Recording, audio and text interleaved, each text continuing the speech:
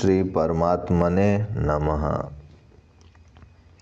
सबको उत्पन्न करने वाला परमात्मा पहले हमारे मन और बुद्धि की वृत्तियों को तत्व की प्राप्ति के लिए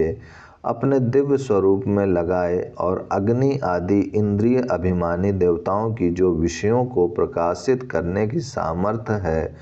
उस दृष्टि में रखते हुए बाह्य विषयों से लौटाकर हमारी इंद्रियों में स्थिरता पूर्वक स्थापित कर दे, जिससे हमारी इंद्रियों का प्रकाश बाहर न जाकर बुद्धि और मन की स्थिरता में सहायक हो। हम लोग सबको उत्पन्न करने वाले परम देव परमेश्वर की आराधना रूप यज्ञ में लगे हुए मन के द्वारा परम आनंद प्राप्ति के लिए पूर्ण शक्ति से प्रयत्न करें, अर्थात हमारा मन निरंतर भगवान की आराधना में लगा रहे और हम भगवत प्राप्ति जनित परम आनंद की अनुभूति के लिए पूर्ण शक्ति से प्रयत्नशील रहें।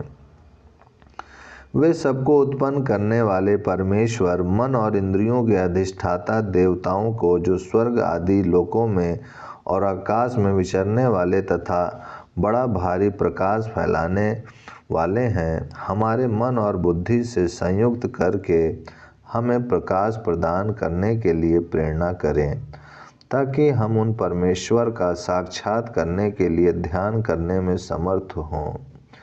हमारे मन, बुद्धि और इंद्रियों में प्रकाश फैला रहे। निद्रा, आलस्य और आक्रमणता आदि दोष हमारे ध्यान में विघ्न न कर सकें। जिन पर ब्रह्म परमात्मा में श्रेष्ठ बुद्धि वाले ब्राह्मण आदि अधिकारी मनुष्य अपने मन को लगाते हैं तथा अपनी सब प्रकार की बुद्धि वृत्तियों को भी नियुक्त करते हैं, जिन्होंने अग्निहोत्र आदि समस्त शुभ कर्मों का विधान किया है, जो समस्त जगत के विचारों को जानने वाले और एक अद्वितीय हैं, उन सबसे महान, सर्वव्यापी, सर्वज्ञ और सबके उत्पादक परम देव परमेश्वर की अवश्य ही हमें भूरी भूरी स्तुति करनी चाहिए। हे मन और बुद्धि, मैं तुम दोनों के स्वामी और समस्त जगत के आदि कारण पर ब्रह्म परमात्मा को बार बार नमस्कार करके विनय पूर्वक उनकी शरण में जाकर उनमें संलग्न होता हूँ। मेरे द्वारा जो उन परमेश्वर की महिमा का वर्णन किया गया है, वह विद्वान पुरुष की कीर्ति के समान समस्त जगत में व्याप्त हो जाए। उसे अविनाशी परमात्मा के वे सभी लाडिले जो दिव्य लोकों में निवास करते हैं, भली भांति सुने। ध्यान के लिए परमात्मा से स्तुति करने का प्रकार बतलाने के अनंतर जब छठे मंत्र में उस ध्यान की स्थिति का वर्णन करके सातवें में मनुष्य को उस ध्यान में लग जाने के लिए आदेश दिया जाता है, जिस स्थिति में अग्नि प्रकट करने के लिए अरणियों द्वारा मंथन करने की भांति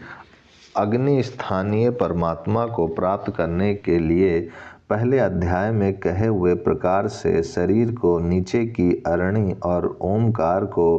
ऊपर की अरणी बनाकर उसका जप और उसके अर्थ रूप परमात्मा का निरंतर चिंतन रूप मंथन किया जाता है, जहाँ प्राण वायु का विधि पूर्वक भली भांति निरोध किया जाता है, जहाँ आनंद रूप सोम रस अधिकता से प्रकट होता है। उस ध्यान अवस्था में मनुष्य का मन सर्वथा विशुद्ध हो जाता है। हे साधक, संपूर्ण जगत के उत्पादक सर्व अंतर्यामी परमेश्वर की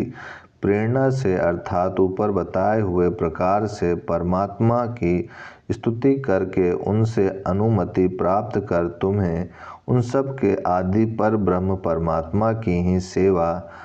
आराधना करनी चाहिए। उन परमेश्वर में ही आश्रय प्राप्त करना चाहिए। उन्हीं की शरण ग्रहण करके उन्हीं में अपने आप को विलीन कर देना चाहिए। यूँ करने से तुम्हारे पहले किए हुए समस्त संचित कर्म विघ्न कारक नहीं होंगे,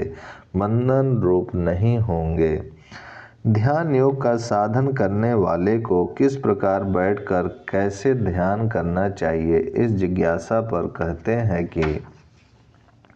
जो ध्यान योग का साधन करे उस बुद्धिमान साधक को चाहिए कि ध्यान के समय जब आसन जमा कर सुखपूर्वक बैठे उस समय अपने सिर, गले और छाती को ऊंचा उठाए रखे, इधर उधर ना झुकने दे तथा शरीर को सीधा और स्थिर रखे, क्योंकि शरीर को सीधा और स्थिर रखे बिना तथा सिर, गला और वक्ष स्थल ऊंचा किए बिना आलस्य, निद्रा और विक्षेप रूप विघ्न आ जाते हैं। अतः इन विघ्नों से बचने के लिए उपयुक्त प्रकार से ही बैठना चाहिए। इसके बाद समस्त इंद्रियों को बाह्य विषयों से हटाकर उनका मन के द्वारा हृदय में निरोध कर लेना चाहिए।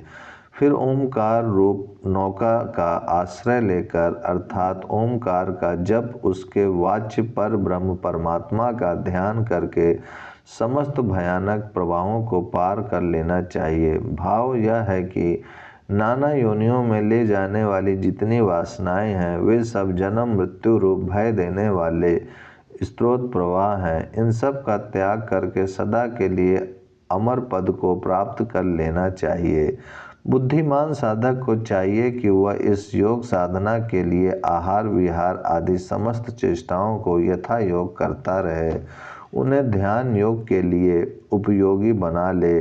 तथा योग शास्त्र की विधि के अनुसार प्राणायाम करते करते जब प्राण अत्यंत सूक्ष्म हो जाएं, तब नासिका द्वारा उसे बाहर निकाल दे। 8वें और 9वें मंत्र में जो ध्यान के लिए बैठने की और साधन करने की विधि बताई गई है उसका बड़े सुंदर ढंग से सुस्पष्ट वर्णन भगवान ने गीता के 6ठे अध्याय 11वें श्लोक से लेकर 17वें श्लोक तक किया गया है। इसके बाद जैसे दुष्ट घोड़ों से जुते हुए रथ को अच्छा सारथी बड़ी सावधानी से चलाकर अपने गंतव्य स्थान पर ले जाता है, उसी प्रकार साधक को चाहिए कि बड़ी सावधानी के साथ अपने मन को वश में रखे,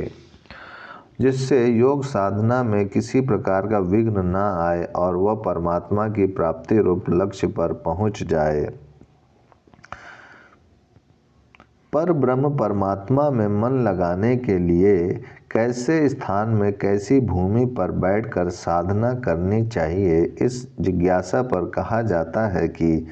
इस मंत्र में ध्यान योग के उपयुक्त स्थान का वर्णन है। भाव यह है कि ध्यान योग का साधन करने वाले साधक को ऐसे स्थान में अपना आसन लगाना चाहिए जहाँ की भूमि समतल हो, ऊंची नीची टेढ़ी मेढ़ी ना हो, जो सब प्रकार से शुद्ध हो, जहाँ पर कूड़ा करकट मैला आदि ना हो, झाड़ बुहार कर साफ किया हुआ हो और स्वभाव से भी पवित्र हो, जैसे कोई देवालय, तीर्थ स्थान आदि, जहाँ कंकड़ बालू ना हो और अग्नि या धूप की गर्मी भी ना हो, जहाँ कोई मन में विक्षेप करने वाला शब्द ना होता हो, कोलाहल का सर्वथा अभाव हो, यथावश्यक जल प्राप्त हो सके, किंतु ऐसा जलाशय ना हो जहाँ बहुत लोग आते जाते हों, एवं जहाँ शरीर रक्षा के लिए उपयुक्त आश्रय हो, परंतु ऐसा ना हो जहाँ धर्मशाला आदि की भांति बहुत लोग ठहरते हों। तात्पर्य यह है कि इन सब विचारों के अनुसार जो सर्वथा अनुकूल हो और जहाँ का दृश्य नेत्रों को पीड़ा पहुँचाने वाला भयानक ना हो, ऐसे गुफा आदि वायु शून्य एकांत स्थान में पहले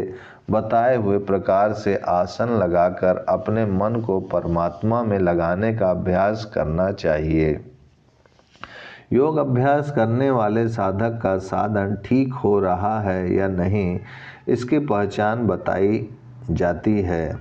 जब साधक पर ब्रह्म परमात्मा की प्राप्ति के लिए ध्यान योग का साधन आरंभ करता है, तब उसको अपने सामने कभी कोहरे का सदृश रूप दिखता है, कभी धुआं सा दिखाई देता है, कभी सूर्य के समान प्रकाश सर्वत्र परिपूर्ण दिखता है, कभी निःशब्द वायु की भांति निराकार रूप अनुभव में आता है, कभी अग्नि के सदृश तेज दिख पड़ता है, कभी जुगनू के सदृश टिमटिमाहट सी प्रतीत होती है, कभी बिजली की सी चकाचौंध पैदा करने वाली दीप्ति दृष्टिगोचर होती है, कभी स्फटिक मणि के सदृश उज्ज्वल रूप देखने में आता है और कभी चंद्रमा की भांति शीतल प्रकाश सर्वत्र फैला हुआ दिखाई देता है। ये सब तथा और भी अनेक दृश्य योग साधन की उन्नति के घोतक हैं। इनसे यह बात समझ में आती है कि साधक का ध्यान ठीक हो रहा है। ओम शांति शांति शांति।